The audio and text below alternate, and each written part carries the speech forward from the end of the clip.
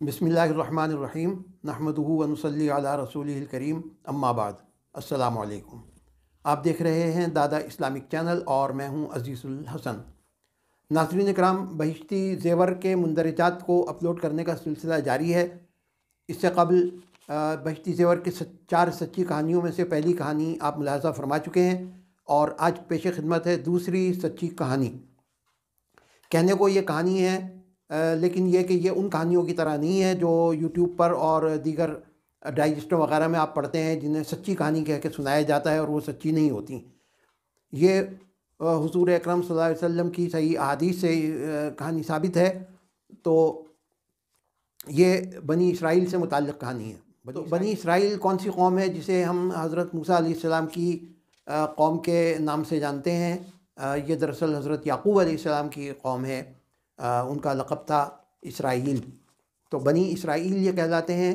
اور فرعون کا جو واقعہ ہے مشہور، وہ سب اس سے واقف ہیں۔ تو کہانی دوسری یہ ملاحظہ فرمائیے۔ حضور صلی اللہ علیہ وسلم نے فرمایا کہ بنی اسرائیل میں 3 آدمی تھے، ایک کوڑی تھا، دوسرا گنجا تھا اور تیسرا اندھا تھا۔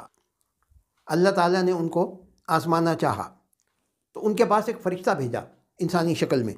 وہ کوڑی کے پاس آیا اور اس سے پوچھا تجھے کیا چیز پسند ہے؟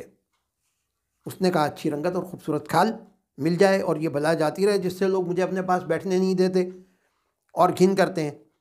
فرشتے نے اس کے بدن پر اپنا ہاتھ پھیرا، وہ اسی وقت ٹھیک ہو گیا، اچھی کھال خوبصورت رنگت نکل آئی۔ پھر اس سے فرشتے نے پوچھا کہ تجھے کون سا مال پسند ہے؟ تو اس نے کہا مجھے اونٹ پسند ہے۔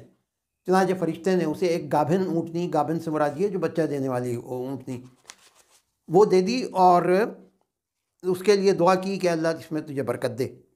اس کے بعد وہ گنجے کے پاس آیا، اس سے پوچھا تجھے کون سی چیز پیاری ہے؟ اس نے کہا میرے بال اچھے نکل آئیں اور یہ جو مصیبت میری جان کو لگی ہوئی ہے یہ دور ہو جائے جس سے لوگ گھن کرتے ہیں۔ فرشتے نے اس کے سر پر اپنا ہاتھ پھیرا اور فوراً اچھا ہو گیا، اسی وقت بال بھی نکل آئے۔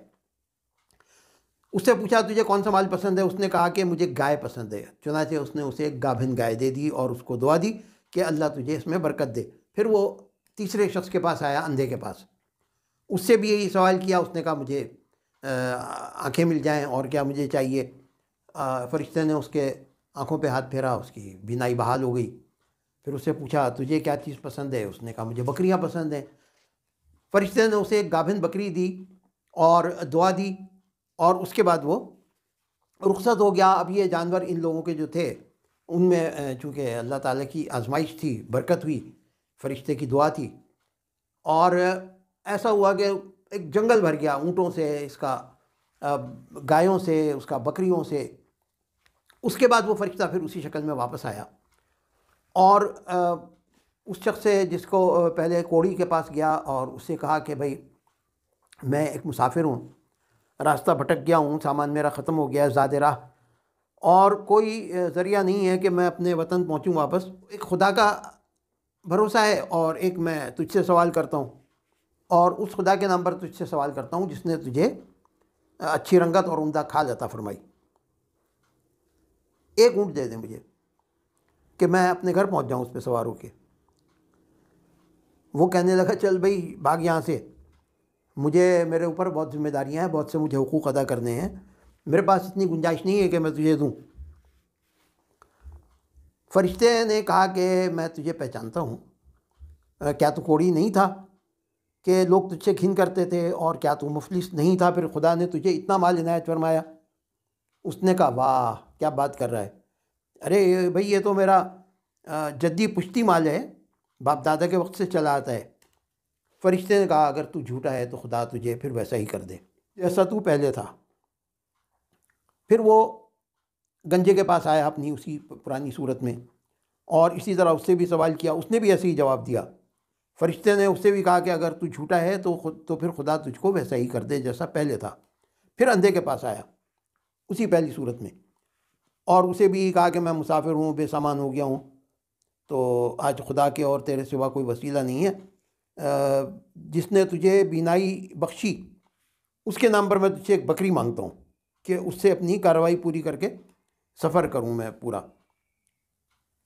اس نے کہا بے شک میں اندھا تھا خدا تعالیٰ نے محض اپنی رحمت سے مجھے نگاہ بخشی، جتنی بکریاں تیرا جی چاہے لے جا اور جتنی چاہے چھوڑ جا، خدا کی قسم کسی چیز سے میں تجھ کو منع نہیں کرتا۔